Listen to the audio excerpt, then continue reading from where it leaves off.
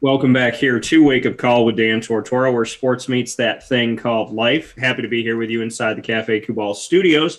And, of course, Wake Up Call with Dan Tortora every single Friday brings you Pacer Pride, our exclusive content of the Marywood Pacers and our exclusive multimedia marketing partnership with Marywood University, my proud alma mater. And so you're here on youtube.com/WakeUpCallDT, Facebook in two places, Facebook.com/WakeUpCallDT and Facebook.com/LiveNowDT.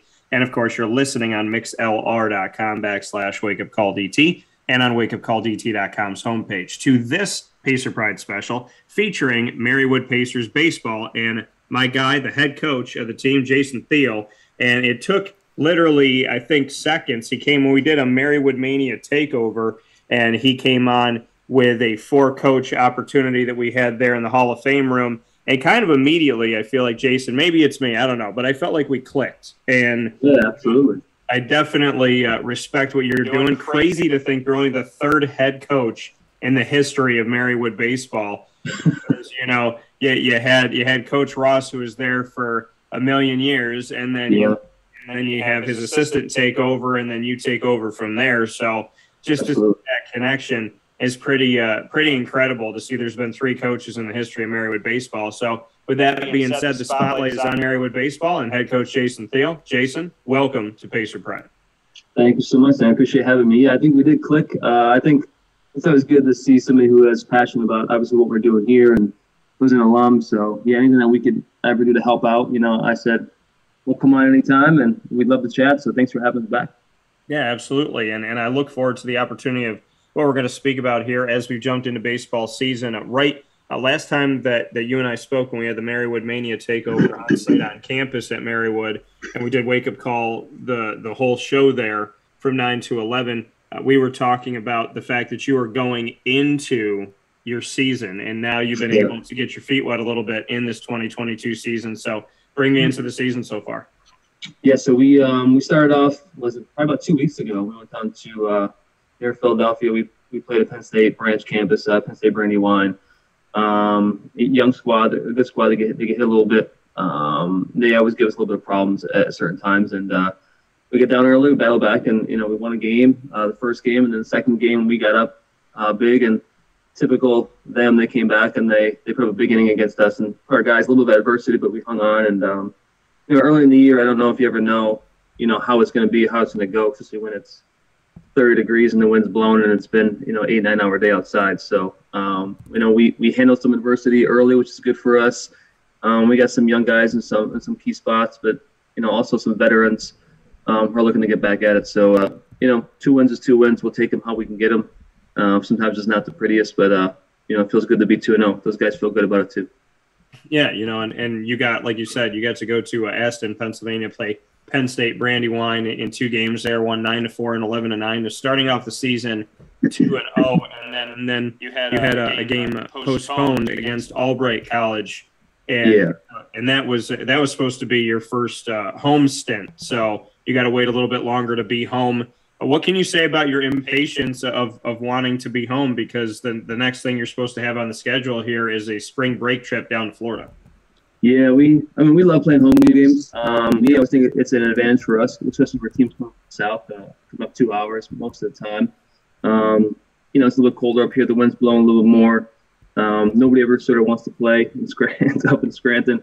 Our field is a windy field as well. So, but the atmosphere is always good. We usually get a good support from local people, from obviously students and families. It's disappointing. We normally schedule those games early in March with the hesitation of it may not happen. Last year, I think March 10th or March 11th, we played at home. That was probably the earliest we played at home. Yeah. So scheduled that early. It's basically like a crapshoot. Maybe it'll happen, maybe it won't. If it does, great. But we know that, we still have 2 months left to sort of reschedule something. And, we'll reschedule, we'll get it in. We'll come to a common date, common ground. But it's always nice to get some games in before Florida. The reason for us is, class schedules here are hard. We have a lot of guys in some hard majors. So for us, if we can sort of break that up before Florida, go to Florida, get 8 games in, and then come back. And now, we have a little bit less games to play during the week non-conference wise. Sort of helps our guys a little bit. Yeah, and it's a great opportunity to head down to Florida.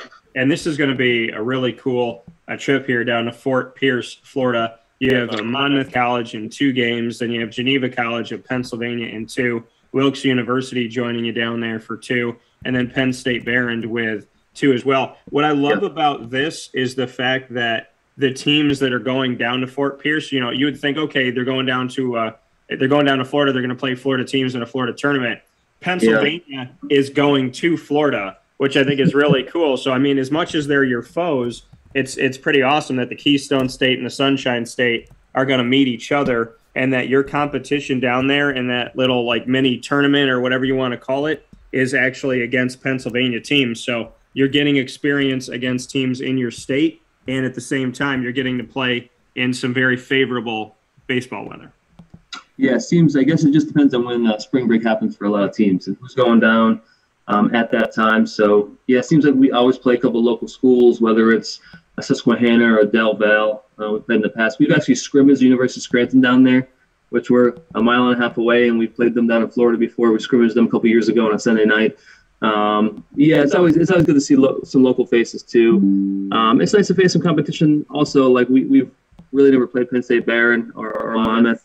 Obviously, we played Geneva and Wilkes before, so it's always nice to get some local flavor, but also some teams that maybe from different conference that you've never really seen before. So just to see sort of where you stack up and where you're at with things.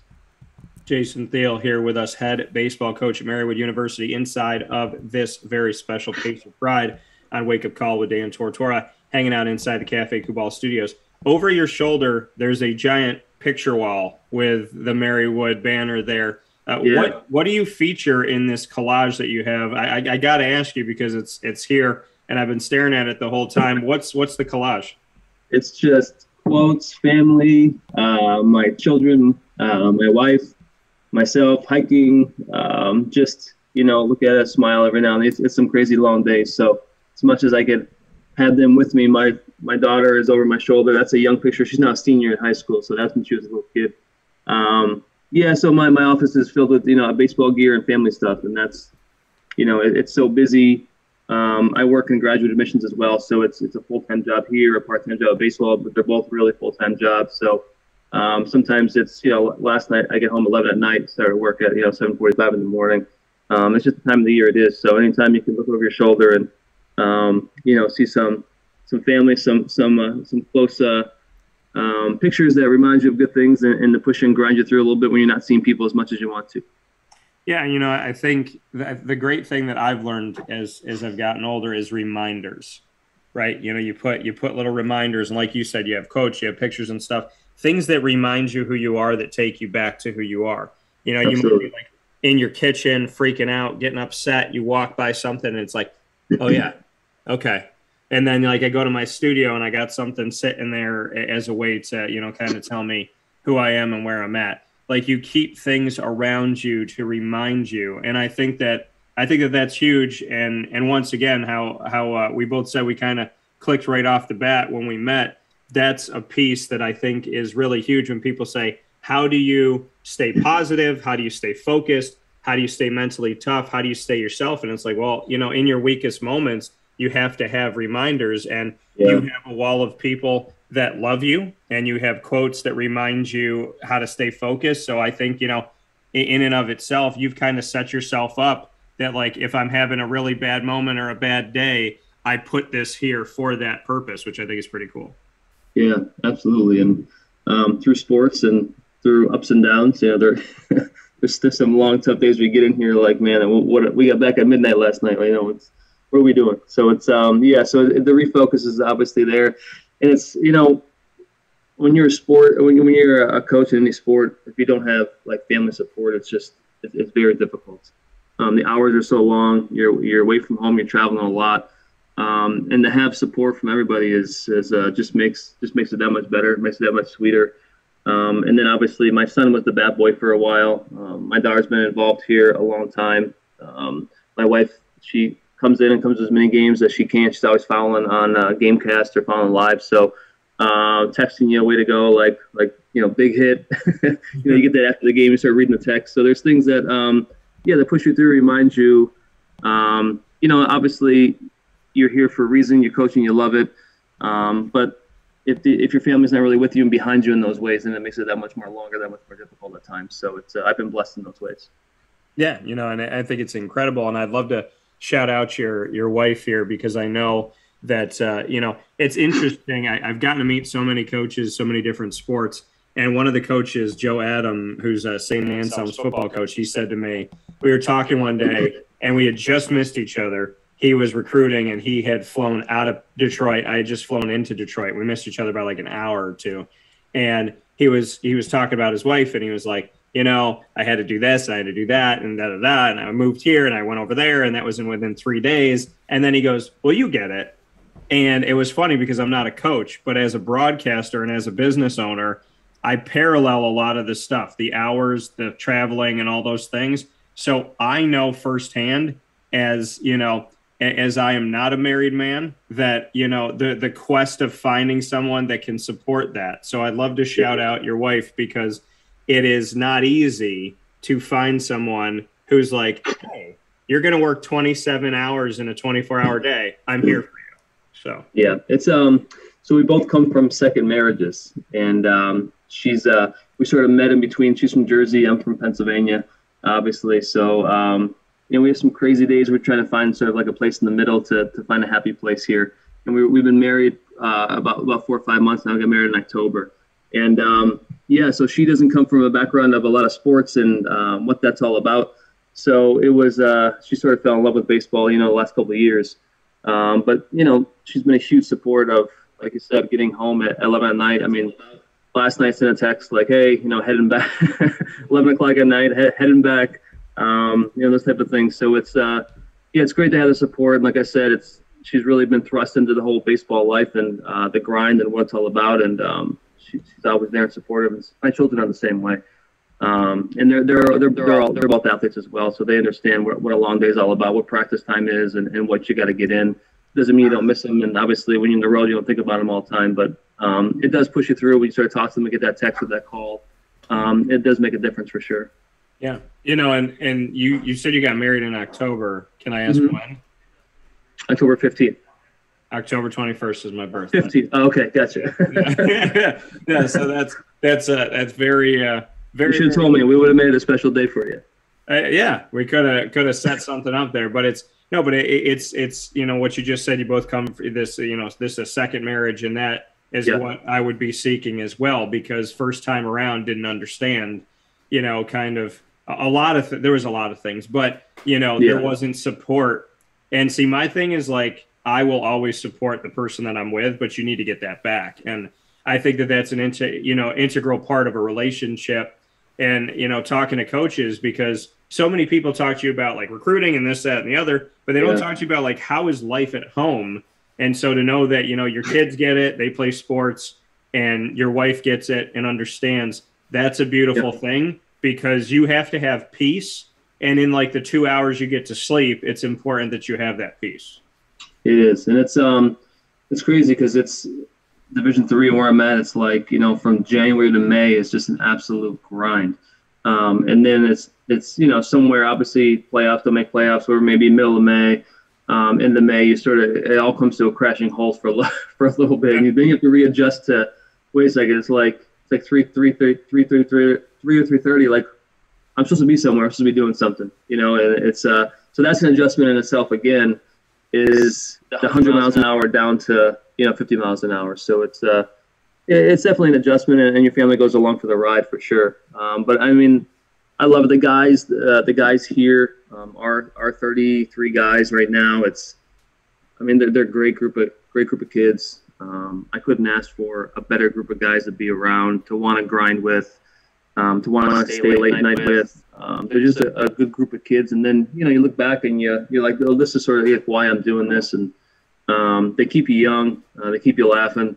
They always keep you obviously involved in things, what's going on campus. And it's just our assistant coaches are amazing as well. It's a really good group of guys to be around. You never go to practice or anywhere meeting and you're like, oh man, like I just don't want to go tonight. It's always these guys. I love being around them, and like I said, they keep that fire inside you a little bit as well. And I mean, I could take that when we were corresponding yesterday. I got that from you. They, even though like practice was going, different things were going later, you were just excited. You're like, you text me like, guys, got to get this work in. Like, you have to love it. And I tell people all the time that with anything in life, professionally or personally, you'll find out very quickly the difference between I love it and I think I love it. Because if you think you love it, then last night you would be pissed. We're here an hour later. I got to get home. This is ridiculous. But when you're in love with it, it's like, okay, I'm supposed to leave at 10. It's 11:15. I could probably stay until 12:30 because I really need to work on this. Like, I can tell that you enjoy that. And you mentioned your assistant coaches. So can we shout them out right now for people who maybe don't know them that well? I'd love to talk about your staff. Yeah. So Joe Diskin, Ricky Clifford, Justin Haddix. I mean, they're all working full-time jobs now, and they're grinding as well. And then, we do this thing at nighttime, and we stay late. We work together as a unit. We all pull the same side of the rope, and they're grinding too. They're always texting, calling, about this plan, that plan, this guy, that guy. What are we doing the next day in practice? What do we want to focus on? And it's a constant grind for them too. It's none of us do this for the money.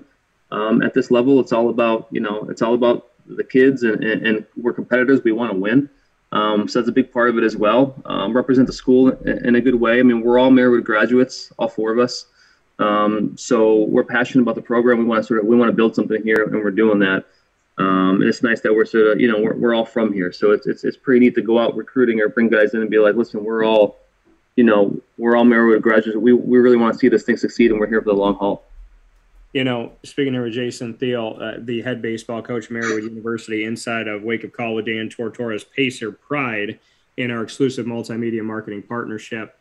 Here with you, Jason, you just mentioned something that I have seen in my hometown, and I know it's very rare. On Syracuse's men's basketball team, the entire coaching staff is from Syracuse University, all alumni, and on your staff, all Marywood alumni. Just what that does, you mentioned it a little bit here, but to go a little bit deeper, the importance of that in recruiting and the care for it. You don't have to teach them to care about Marywood, and they don't have to fall in love with Marywood because they already did once. They already decided to come there. And so when you're recruiting and they're recruiting, as a staff, you guys are trying to get people to buy into something that you've already bought into. So instead of being a coach that was hired that's, a good recruiter, you have a coach that was hired that loves Marywood. And, that in and of itself, if they have to learn the ins and outs of recruiting, they already have the biggest component, which is the fact that they love the product, they use the product, they appreciate the product, and they have gotten something out of it, and they stayed with it. So I would imagine having an entire Marywood alumni staff makes it easy to sell Marywood because you all already bought it. Yeah, absolutely. And what helps too is, sometimes in life, decisions don't always go your way. Maybe the school, you think, why aren't they allowing us to do this, or why can't we do that? And, we all know the school. We're all passionate about it. We all love the school. So for us, it's, we can sort of bridge those gaps a lot of times. We're here. We're a part of it. We lived it. So yeah, I think some of our guys sort of fall back on us sometimes for questions about the school or decisions or program decisions or class decisions or the professors, those type of things. So there's a lot that goes into it that we sort of know a lot of people on campus, and we could sort of relate in ways. Talk to them a little bit, talk them through some things. So because we're passionate about the school, we care about it. We want to see it succeed, and I think it definitely helps. For some guys who know that we're going to be here long term. We're invested in it. We're not going anywhere. It's about 4.5, 5 years now into our coaching trail here, and we have the guys that we recruited, and these are all of our guys. Just a really good group of kids. So we've grown with them as well, and through the ups and the downs, and they've helped sort of build like a foundation here. So it's we're passionate about it. We're excited about it too. And I look at your roster right now, recruiting wise, in Pennsylvania, Connecticut, New Jersey, New York, where this roster is comprised of here. And I'm seeing, in my home state of New York, I'm seeing New City, New York. I'm seeing Manola, New York, and some other places. And then I scroll through this and I find my hometown, Syracuse, New York. Bishop Ludden, a school that I know very well, outfielder Axel Rivera, and is actually wearing my favorite number 21. So I don't know if Axel knows he's my favorite player already. But bring me into recruiting, and you know, the area obviously very heavy in Pennsylvania, Scranton area, but all of PA, Connecticut, New Jersey, and obviously the state of New York. And so bring me into, you know, your recruiting footprint. And then secondly, I want to talk about Axel, because Syracuse, New York, my number. I mean, I hope Axel understands that if and when you ever make a jersey for me to put in my Hall of Fame room, it's going to have number 21. And I don't care if you put Rivera / Tortora, but I got to have 21. We'll tell him maybe for a small fee. You know, we'll talk to him about it. He's actually so Axel was we had like an open tryout in the fall. And Axel came and tried out, and we liked him, and we thought that, you know, over time he could definitely help us. And he's come in and he's worked. The guys love him. He brings a lot of energy. He's learning a lot of different things at the college level. Really good kid. He's an aviation major, so he's flying planes, which will help us when we go to Florida. If there's ever any issue, Axel taking over. You know, we're counting on him. But yeah, he's a really good kid. He's a freshman, so he's got some time left here. But like I said, he's always involved with us, what we're doing, and whether it's off the field, on the field, he's constantly there as much as he can be. So he's a good kid. When it comes to recruiting, I mean, when we first took over this program, we relied on a lot of transfer students here. Sometimes we had good years and bad years, and it was a lot of kids transferring in, transferring out. So the years were sort of up and down early on before I got here, and then as I took over. And we really said we really need to invest, you know, in four-year guys. And for me, I wanted to really invest locally. We call them the 570 kids. We've always called them that. I was one of them. I mean, our whole coaching staff are 570 kids. So we were saying that why is a lot of this local talent going elsewhere? And let's start to really recruit, you know, homegrown kids. So our roster is probably, you know, 570 kids, probably the most there is. We took a picture the other day. There's a lot of them on there. So, and they're proud of that too. This is their backyard, and they want to represent, you know, their area well. But yeah, New Jersey and New York are big spots for us. Delaware a little bit, obviously up to Connecticut. We actually, next year we have, you know, we have a kid come from California that just committed, which is really cool. He actually flew in with his dad. I came up near Connecticut, Massachusetts. So a lot of kids will find you as well, because sometimes it's program driven too. So I think more and more, it's a lot easier to recruit sort of on the outskirts and go farther and farther, just because of the whole online and videos and talking and calling, and they can do research and those type of things. So that's also been helpful through COVID. I mean, that's what we had to do. It was mainly all online. So a lot of people became used to that, and a lot of recruits became used to sending stuff out and contacting that way. So yeah, as much as we'll do any avenue, and we'll flip any stone, obviously, for talent. It's got to be a good fit for us, obviously, you know, as a person, as an individual. That's why we bring them in. But yeah, so that's, I mean, the tri-state area obviously is a big area for us. But I mean, talent is talent, and we'll talk to guys, and we'll see guys where we can go.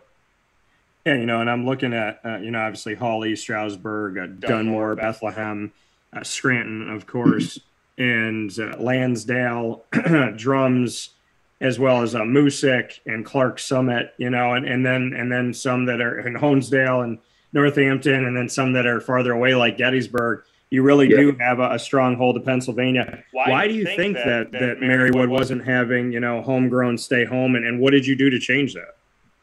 Well, I think a lot of it was perception, private school, money, cost, those type of things. I mean, we brought some local kids in here that were debating on going away or staying home, and they really never saw the ins and outs of campus. And a lot of kids were like, "Wow, this place is beautiful. Like, there's so much here that I never even knew about."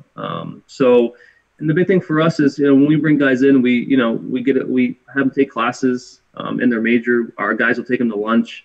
We'll have, you know, 10 or 12 guys go to lunch with them. Go meet with your advisors. Really get to know the campus and know the school, not just on a baseball level, but on a people level, on an academic level. And I think, you know, facilities here are really good. You know, I think people maybe play a summer league game here, or they come to a basketball game, but some local people never really invest time to really go through the campus, for 2 or 3 hours and really see what it has to offer. So, yeah, I think people in their mind are like, oh yeah, it's Marywood, and I've been there before, but have you really invested time there and really seen it? So for a lot of these kids, we'd like to bring them in and really, show them what it's all about, and they can stay home and play for a homegrown team, and your family can come see them all the time and really represent the area. So a lot of guys have done that and done it well. So you've given some points there, but overall, I kind of want to ask this open-ended question, only 2 words: why Marywood? I think it's the people, to be honest with you. I mean, the people here are amazing. It's a close-knit, tight community. I think no matter what program you're in, they're there for you. They'll do anything for you. And the people on campus are just super nice, super helpful. We get it all the time when people come visit. They're like, is everyone here really that nice and really that helpful? And it is. I mean, they're passionate about what they do.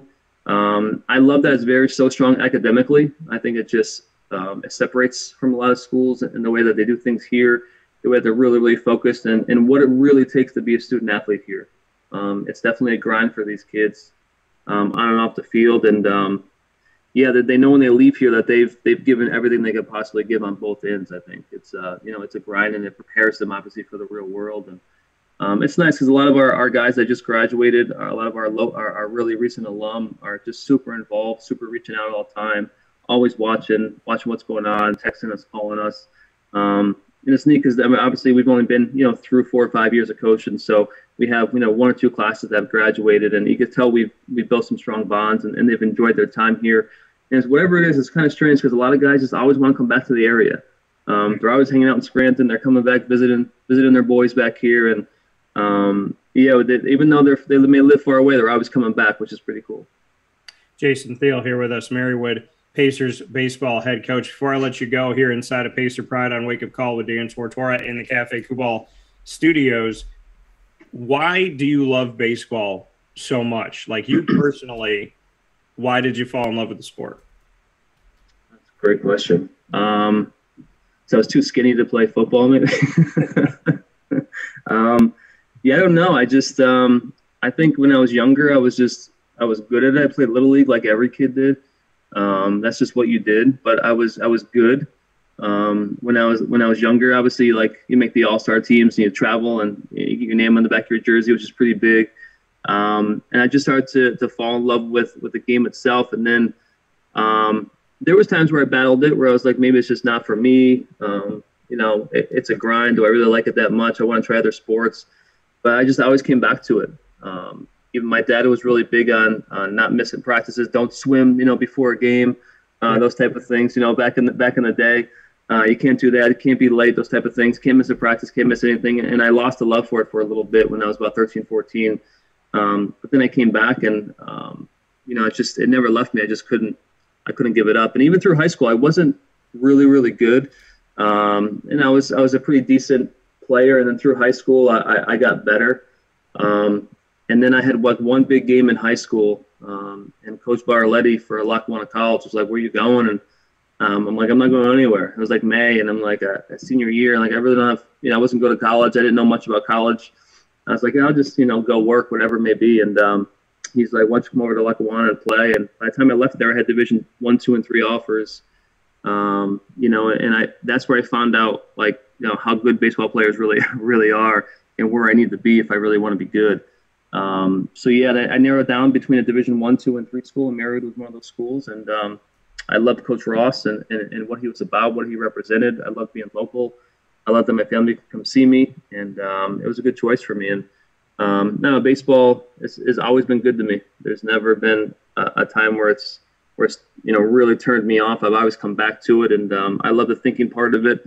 I love the strategy. I'm just a competitor, so that burns inside of you, and you start to, you want to win. And I don't know. I guess I just got into it early, and it's never left me.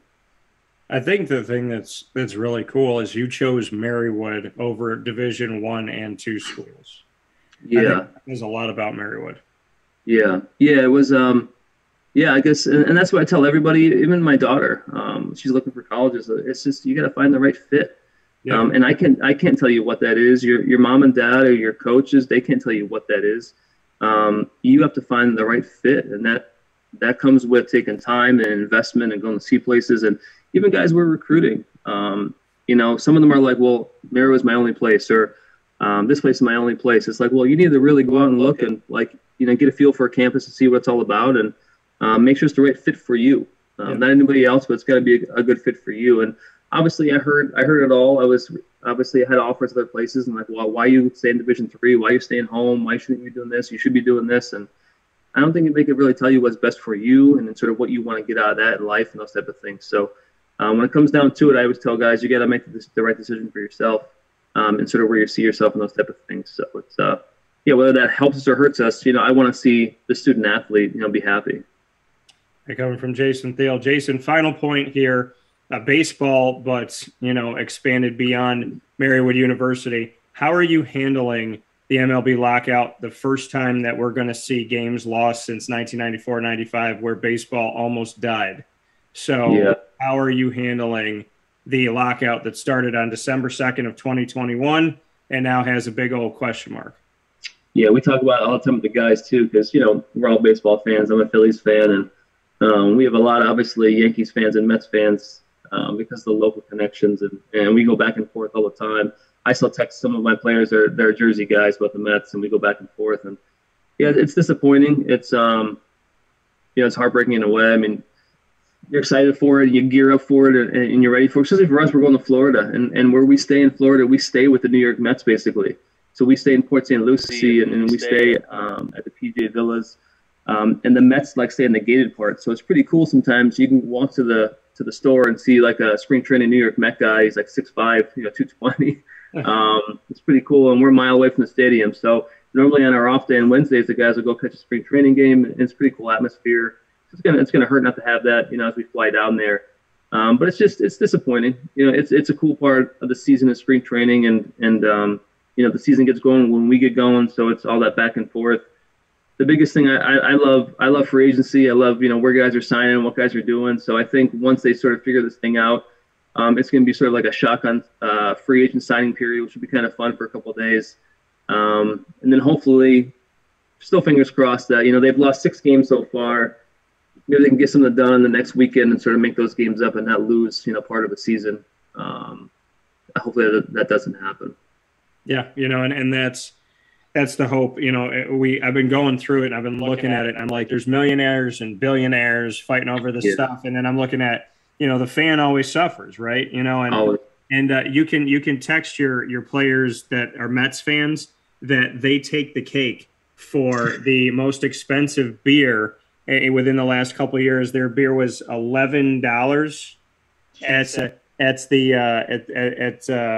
at their home at Citi Field. It was $11, and then they had the second highest hot dog, which I think was $5.75 or almost $6 or something. It was $6.75 because the Nationals was $7. So, well, when you pay Max Scherzer $40 million a year, that beer is going to be now $13 easy.